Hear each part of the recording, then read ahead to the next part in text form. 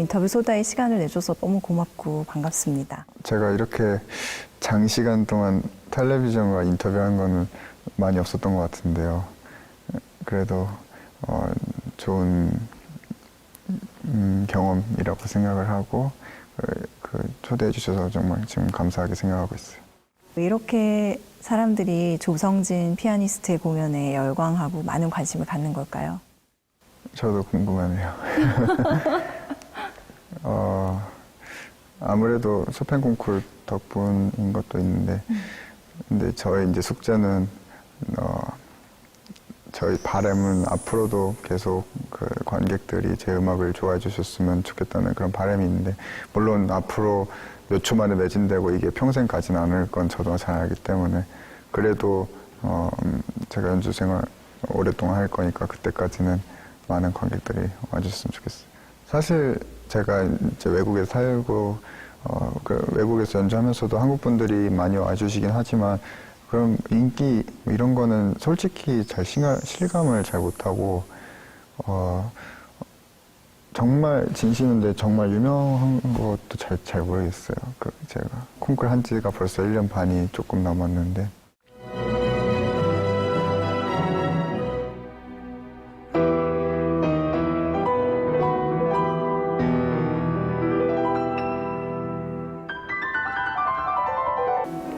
계속 놀라운 느낌이 있는 것 같아요. 아직도 본인 스스로도 그런 인기를 실감해가고 있는 그런 와중인 거네요. 아니요, 모르겠어요. 쇼팽 콩쿠르 얘기하지 않을 수가 없잖아요. 그때를 돌이켜보면 1년 반이라는 시간이 지났다고는 하지만 어때요? 쇼팽 콩쿠르 기간을 기억을 하자면 좋은 기억은 아니고요. 왜냐면 너무 긴장을 했고, 감기도 걸렸었고, 날씨도 너무 추웠고, 그런 기억이 있지만, 제 인생에서 아주 중요한 이벤트였기 때문에, 절대 죽을 때까지 잊지 못할 그런 경험이었던 것 같아요. 그때 표정이 굉장히 인상적이었거든요. And the winner of the Chopin competition, first prize and gold medal goes to Sang-Jin Cho. 솔직히 그때 2, 3, 4, 5, 6 등 한 친구들이 옆에 있었거든요. 그 친구들 옆에서 너무 좋아하기가 좀 마음이 좀 그래가지고, 물론 좋았지만 웃음이 잘 안 나왔던 것 같아요. 쇼팽 콩쿠르에서 1등을 할 거라고 예상을 했나요? 물론 쇼팽 콩쿠르에 모든 참가자가 우승을 하고 싶다는 마음은 다들 있을 거예요. 예상이라는 거는 참 하기 힘들었던 게, 제가 콩쿠르 당시엔 누가 어떻게 연주했는지도 잘 몰랐고, 제 연주에만 집중했으니까 콩쿠르 수준을 잘 몰랐어요. 그래서 예상은 잘 못했던 것 같아요. 우선 연주 스타일은 아무래도 좀 더 자유로워진 것 같아요. 콩쿠르라는 게 오디션, 약간 시험 같은 그런 느낌, 차갑고 경직되어 있는 분위기이기 때문에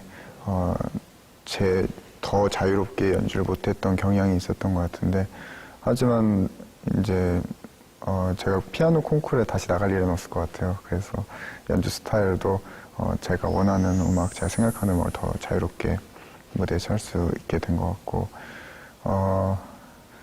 제 자신은 글쎄요, 생각하는 거는 콩쿠르 전과 지금 비슷한 것 같아요. 물론 생활이 많이 바뀌긴 했어요.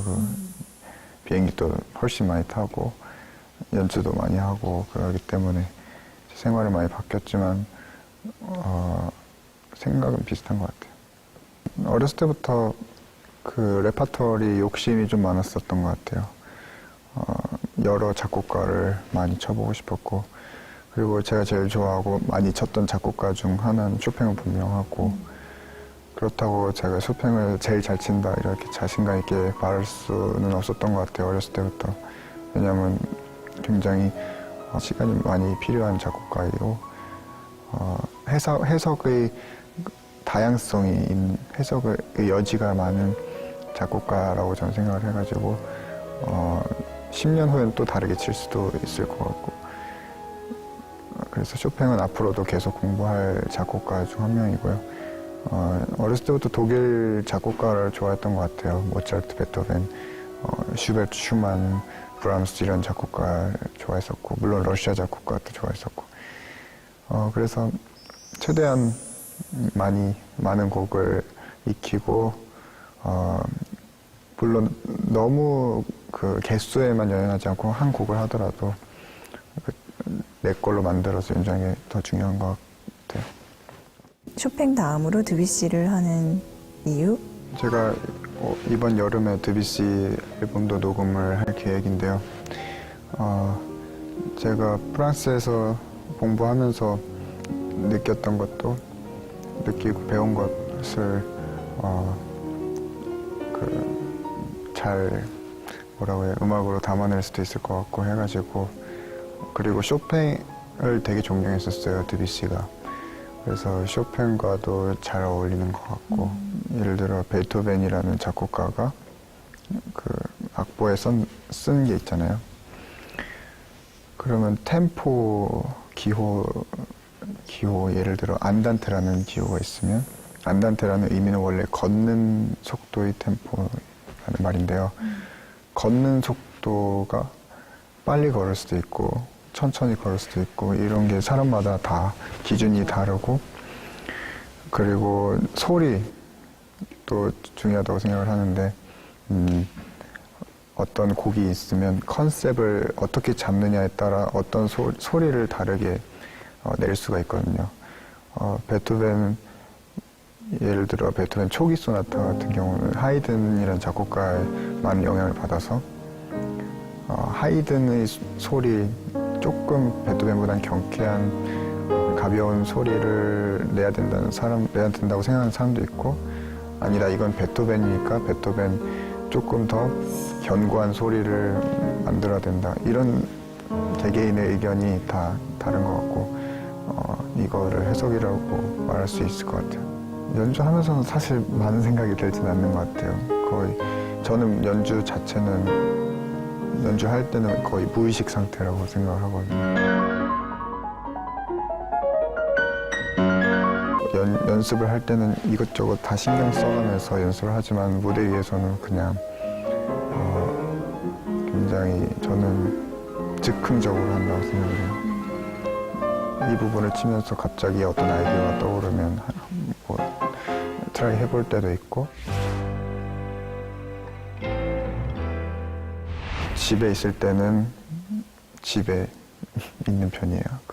물론 밤에 사람들을 만나고 그러긴 하지만, 낮에는 많이 안 돌아다니고 연주 준비를 해야 되기 때문에. 왜냐하면 저는 연주 여행 다니는 게 어떻게 보면 덜 힘들다고 생각을 하는 게, 집에서 연습하는 게 오히려 정말 연습이고, 연주 여행 제대로 연습을 집에서처럼 못하니까 집에서는 최대한 연습을 많이 하려고 하고요.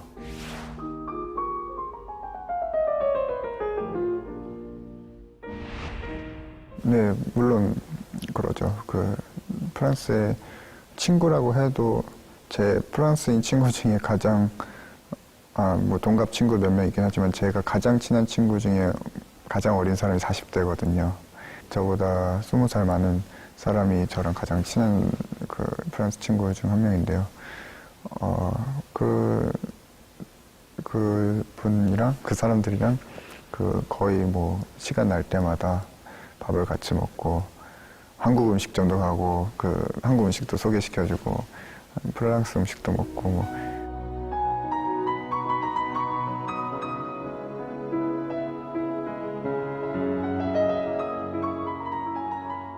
6살 때 피아노를 처음 시작을 했고, 유치원 친구들이랑 같이 하는 6개월 코스, 그때 피아노 학원에 가서 높은 음자리표가 어떻게 그리는 건지, 도가 어느 음인지 이런 걸 배웠던 것 같아요. 그리고 그 학원 6개월 코스를 마칠 무렵에 원장 선생님이 저희 엄마한테 따로 뭔가 좀 재능이 있는 것 같다, 개인 레슨을 받아왔으면 좋겠다라고 말씀을 하셨대요. 그래서 저는 그 개인 집으로 오시는 선생님한테 취미 삼아 그냥 일주일에 한 번씩 그땐 연습도 안 했어요. 그렇게 배우다가 초등학교 3학년 저는 근데 어렸을 때부터 항상 피아니스트가 되고 싶었어요. 아, 정말요? 네. 그래서 초등학교 3학년 때 이제 부모님도 제가 너무 좋아하는 걸 아시니까 어떻게 알아보셔서 예술의 전당 영지 아카데미라는 곳을 발견하게 돼서 거기 오디션을 봐서 합격을 해서 다니게 됐어요. 그래서 그때 처음으로 이제 교수님한테 레슨을 받기 시작했어요. 일주일에 한 번. 거기서도 이제 그 시창청음이라고 하는데 그런 것도 배우고 많이 도움이 됐던 것 같아요. 초등학교 3년 동안 연주 토요일마다 무슨 연주하는 그런 것도 있어서 무대에도 조금 많이 서볼 수 있었고 그다음 콩쿠르도 그때부터 조금씩 나갔던 것 같고 그리고 예원학교에 갔고요. 진학했고 이제 그 신수정 선생님을 우연히 만났어요. 2007년 3월에 만났는데 그 선생님이 오셨어요.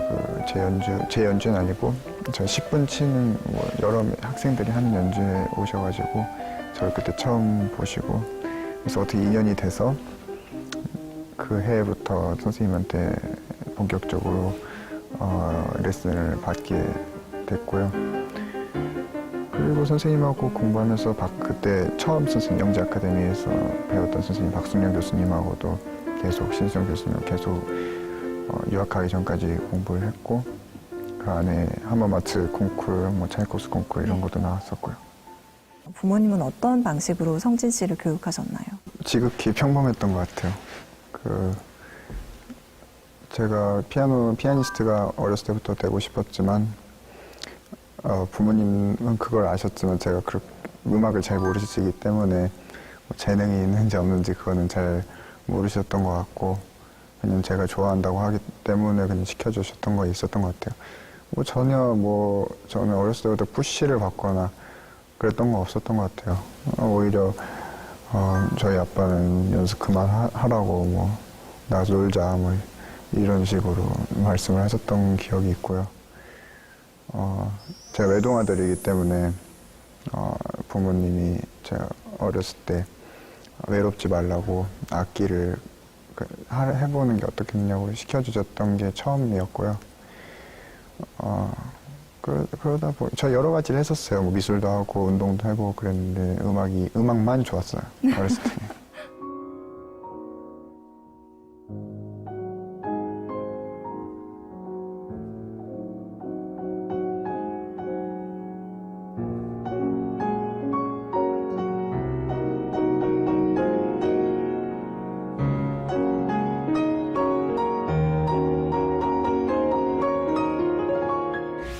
지금의 조성진을 만든 건 뭐라고 생각하는지 그런 생각도 해본 적 있나요? 글쎄요. 어떻게 보면 제 커리어는 쇼팽 콩쿠르로 인해 조금 좋아졌다고 말할 수 있고요. 쇼팽 콩쿠르 나가기 전에 항상 선생님들 음악 저희 멘토들이 공통적으로 해주셨던 말이 있는데요. 기다리라는 말이었어요. 너무 급하게 서두르지 말아라. 그런 말씀을 많이 해주셨는데 그 말이 지금 돌이켜 보니까 아무것도 안 하고 기다리라는 말이 아니고 항상 준비를 하고 준비된 사람한테 기회가 온다는 말이 맞는 말이라고 생각을 해요, 지금.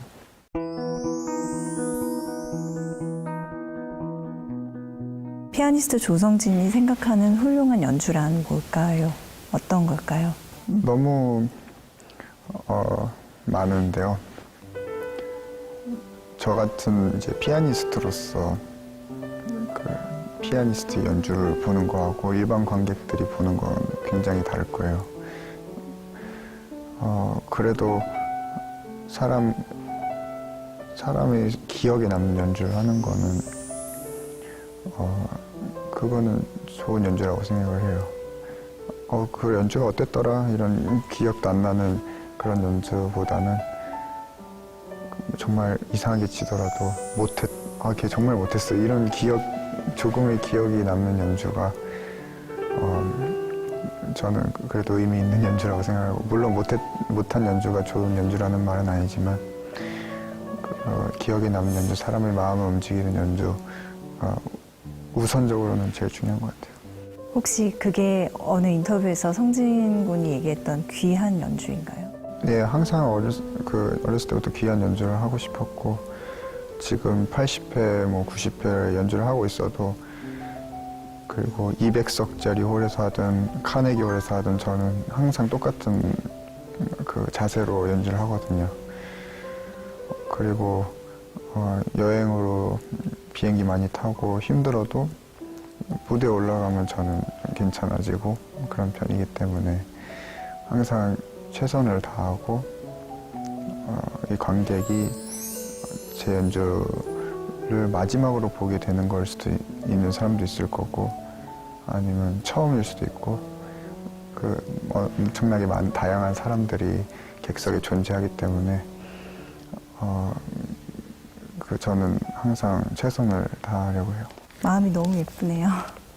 진짜 마지막으로 그 공연을 보는 사람도 있을 거니까. 저는 앞으로도 연주할 때 제가 하고 싶은 곡을 많이 하고 싶어요. 물론 대중적이지 않은 곡일 수도 있겠지만 저는 솔직히 클래식의 대중화는 조금 힘들 거라고 저는 생각을 해요. 좀 위험한 말일 수도 있겠지만 왜냐하면 그러면 클래식 음악의 본질을 잃어버릴 수도, 그런 위험성이 있기 때문에 저는 많은 대중들이 클래식화가 됐으면 좋겠다, 이런 바람이 있고요. 음악에서 가장 중요한 거는 즐긴다는 것 같은데요. 아무리 슬프고 어두운 음악을 연주해서 해도 사람들이 말하는 거는 굉장히 I enjoyed your concert 이러거든요. 즐겼다는 건데, 좀 말이 이상하지만 아무리 슬픈 연주를 해도 즐길 수 있다, 이런 태도가, 저는 자세가 중요하다고 생각을 해요. 항상 응원해 주시고 관심 가져주시는 팬분들께 감사드리고 제가 음악으로 인사 다시 드리겠습니다.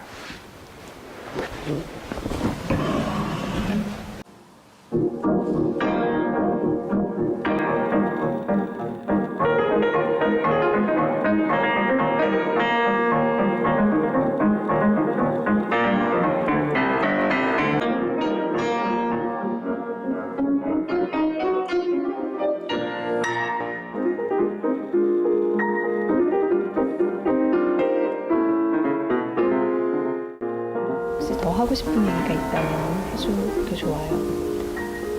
제가 원래 말을 많이 하는 편이 아닌데 오늘 되게 많이 한 것 같아요. 아, 그래요?